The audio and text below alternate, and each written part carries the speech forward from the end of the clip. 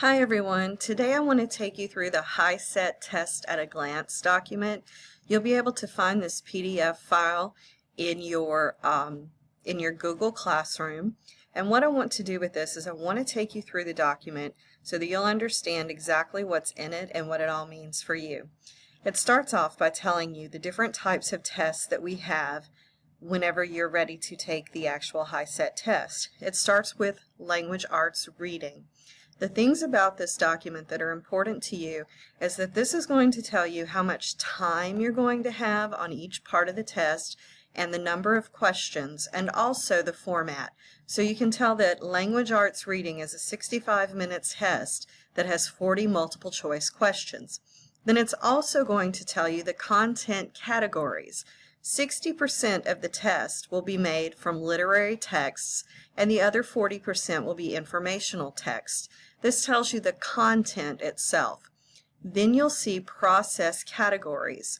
The things that the HiSet will actually be testing on will be comprehension, inference and interpretation, analysis, and synthesis and generalization. So that tells you the different types of questions that you're going to be asked. If you continue on, you'll see information about the test framework, and then you'll see all of those reading process categories broken down for you so that you can understand exactly what type of question they'll be asking. The first process category is comprehension. This means that they expect you to understand restatements of information, determine the meaning of words and phrases as they're used in the text, and analyze the impact of specific word choices on meaning and tone.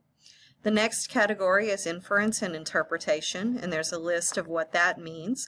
Then you have analysis, and then synthesis and generalization. So this sort of breaks down the types of questions, the way these questions will be presented to you whenever you're ready to take this portion of the test. If you continue on with the reading, what you'll see next is what's called college and career readiness standards. Now these standards are usually used by teachers whenever we are designing information for you, and these are the things that we're wanting you to be able to learn so that you can answer the types of questions that they're asking. For example, the first one is ask and answer such questions as who, what, where, when, why, and how to demonstrate understanding of key details in a text. So this is something you should be able to do before you take the HiSet test.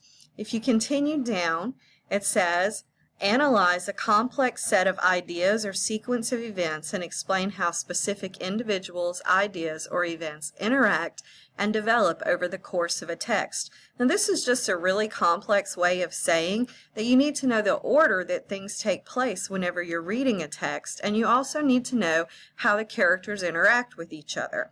So all of this part where we're looking at the college and career readiness standards, this is written in what I call teacher speak. This is something that you may not necessarily understand exactly what they're asking you to do, but understand that we've put a lot of work and time into making sure that we're covering all these topics for you so that whenever you're ready to go take the HiSet test, you already know how to do these things. Now the next set of information that we have is language arts writing. This test is a little bit more complex because the way this test is designed is it's a 120-minute test with 50 multiple choice questions and 1 essay question. I'm going to talk about the multiple choice part first, and then I'll talk about the essay part. So with the multiple choice, they're going to ask about organization of ideas, language facility, and writing conventions. Basically, these questions are going to ask or they're going to find out if you know how to organize ideas into sequence of events and into most important to least important.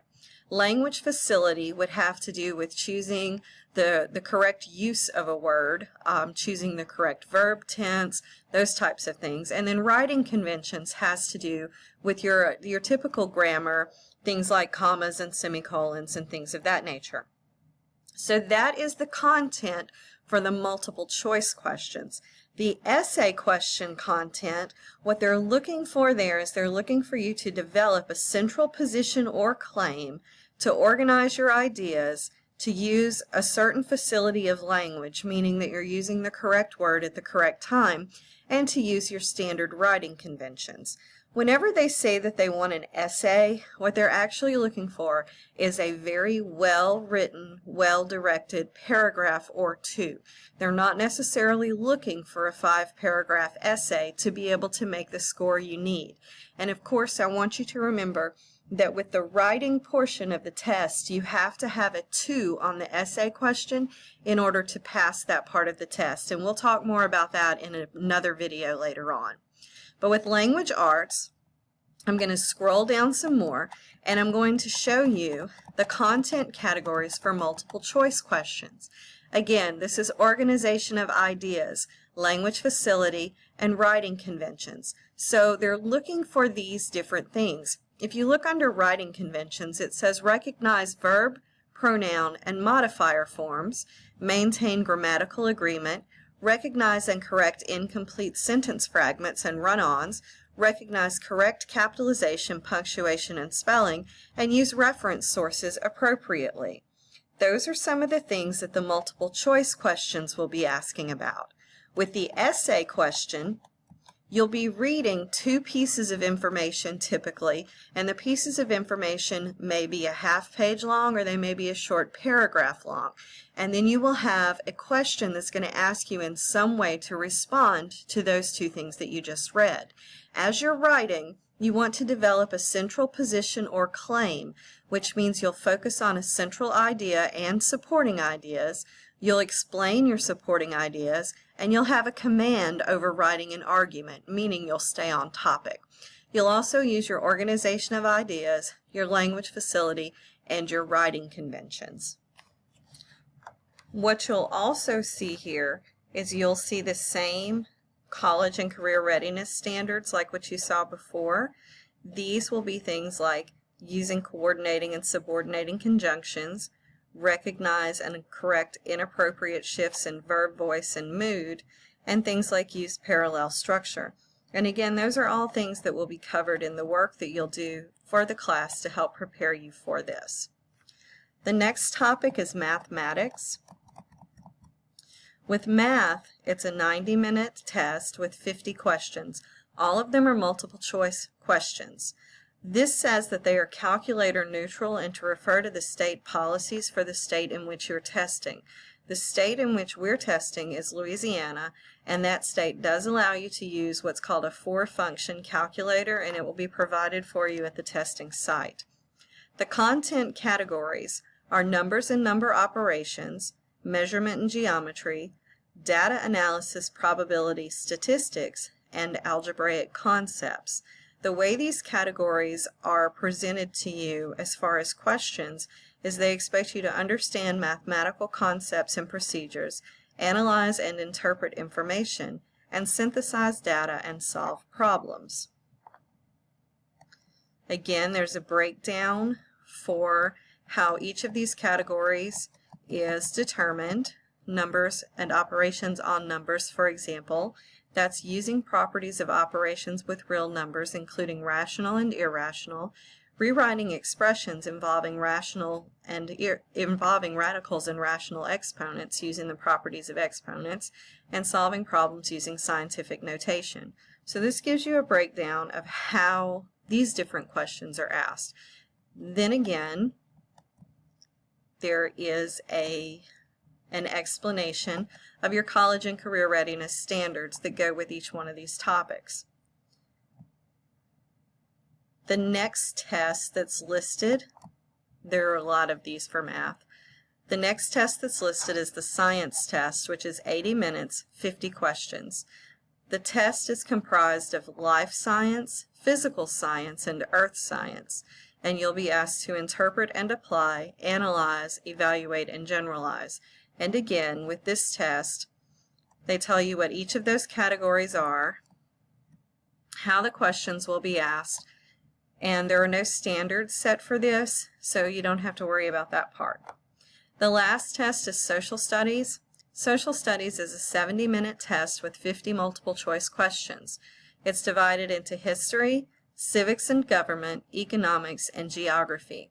The categories of questions will be interpret and apply, analyze, and evaluate and generalize. If you notice our list up here, though, of content categories, there's only 10% of the test that's geography, which means there won't be a lot of questions concerning geography on the test.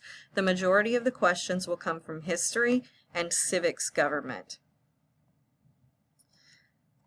This is a breakdown of what the content areas are and the types of things they want you to learn, and then this is a breakdown of how the questions are going to be designed. For example, under Analyze, they'll ask you to distinguish among facts, opinions, and values.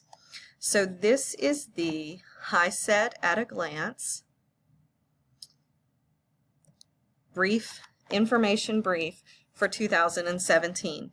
This takes you through all of the different categories of the test, the way the questions are put together, and the types of things that they're hoping that you'll learn before you go to take the HiSet. So this PDF can be found inside your Google Classroom, and this is something that you can use to help you as you're studying for the HiSet and also as you're working on the coursework, because it will help you determine which areas you need to focus on the most and some of the things that you maybe need to work on the most. So again, this will be in your Google Classroom, and let us know if you have any questions about it. Thanks.